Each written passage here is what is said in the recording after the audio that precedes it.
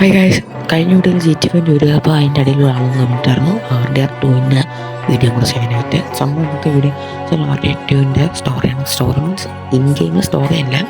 ഇത് എത്ര രൂപ ഉണ്ടായി, എത്ര കാലം ഇത് പണിഞ്ഞെടുക്കാൻ, ഇന്നേക്ക് വരെ എത്ര രൂപ നേടിക്കൊടുത്തു, അതാണ് നമ്മൾ ഇന്ന് പറയാൻ പോകുന്നത്.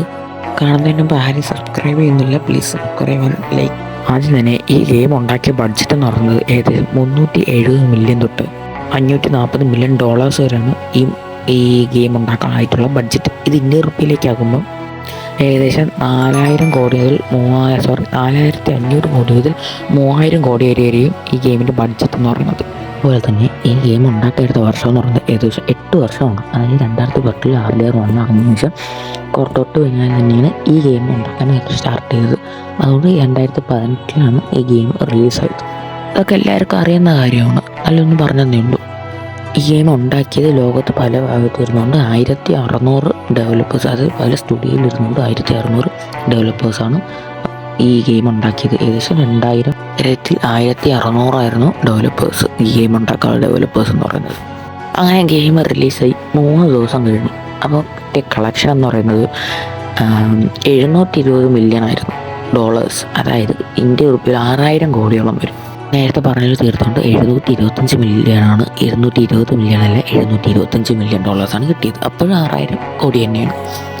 ഈ ഗെയിം ഏകദേശം 79 മില്യൺ കോപ്പിയാണ് വിറ്റുപോയത് ഈ ഗെയിമിൻ്റെ.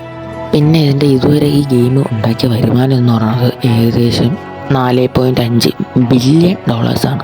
അതായത് 37,000 കോടി രൂപ വരും ഇന്ത്യൻ റുപ്പിയിൽ. ഗെയിമിൻ്റെ അവസാനഘട്ടം 100 മണിക്കൂറോളം സമയം ഡെവലപ്പേഴ്സ് ഇരുന്ന് കഷ്ടപ്പെട്ട് ഈ ഗെയിം ഉണ്ടാക്കാൻ വേണ്ടി അല്ലെങ്കിൽ പെർഫെക്ഷൻ ചെയ്യാൻ വേണ്ടി അവിടെ ഇരുന്നിട്ടുണ്ട്.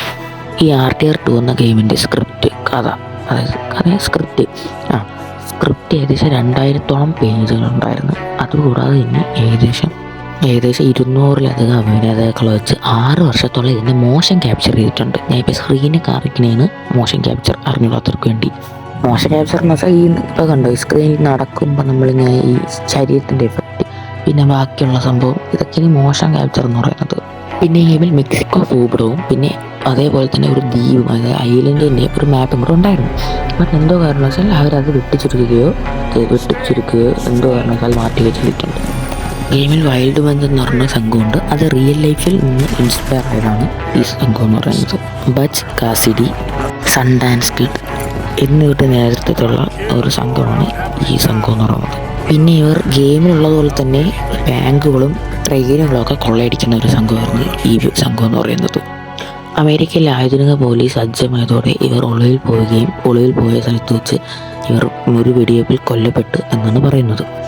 ഇങ്ങനത്തെ ഏകദേശം ഒരുപാട് രഹസ്യങ്ങൾ, അതായത് റിയൽ ലൈഫിലുള്ള കുറേ കാര്യങ്ങൾ ഈ ഗെയിമിൽ ഉൾപ്പെടുത്തിയിട്ടുണ്ട്. നമ്മളിന്ന് ഇത്രയും കാര്യം പറയുന്നുള്ളൂ. നിങ്ങൾക്ക് വീഡിയോ ഇഷ്ടപ്പെട്ടെങ്കിൽ subscribe and like and comment. അടുത്തെന്ത് വീഡിയോ ആണോന്ന് താഴെ കമൻറ്റ് ചെയ്യാതെ. ഞാൻ PC സ്പെക്ക് വെച്ചിട്ട് കുറച്ച് വീഡിയോസ് ചെയ്തിട്ടുണ്ട്, അതിൻ്റെ ചാനൽ തന്നെയുണ്ട്. എല്ലാവരും കയറി വെക്കുക ആൻഡ് സപ്പോർട്ട്.